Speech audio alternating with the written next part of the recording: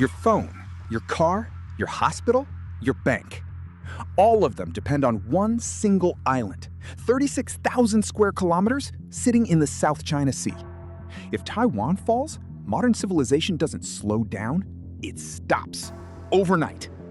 So why is this tiny island the most dangerous flashpoint on the planet right now?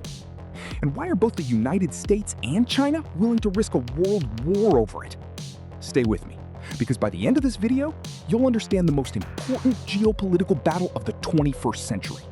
Here's the number that changes everything: 90%.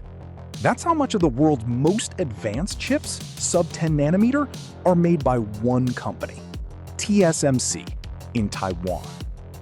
In 2024, TSMC held 64.9% of the entire global foundry market.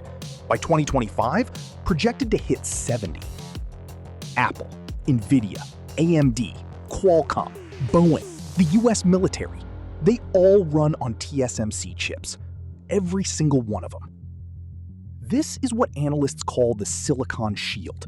Taiwan doesn't just make chips, it makes the chips the whole world needs to function.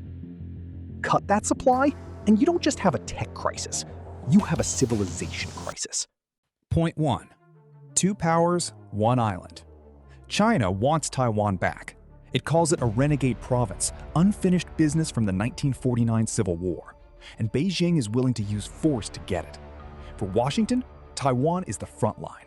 Lose it, and you lose control of the most critical technology supply chain on Earth. Point 2. The Chokepoint. The Taiwan Strait handles over 20% of global seaborne trade. A Chinese blockade doesn't just cut chips, it cuts shipping lanes between Asia, Europe, and North America. Bloomberg models put the economic damage at over $10 trillion. That's more than the entire GDP of Japan. Gone. Point 3. Strategic ambiguity. Here's the uncomfortable truth. The US has never officially committed to defending Taiwan. The policy is called strategic ambiguity, deliberately vague to deter China without making a promise Washington might have to keep.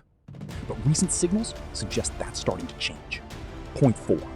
Taiwan's identity. And here's the factor most people miss. 63% of people in Taiwan now identify as Taiwanese, not Chinese.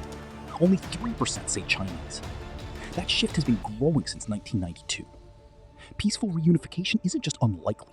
For most Taiwanese, it's off the table. Point 5. The war economy. An invasion would collapse semiconductor supply overnight. Cars, medical devices, defense systems, all frozen. The US CHIPS Act pumped $280 billion into domestic chip production. But experts agree, replacing Taiwan takes a decade minimum. The world can't wait that long. So let's be clear about what this is really about. It's not territory, it's not history, it's not politics. It's about who controls the oil of the 21st century. Not petroleum, data.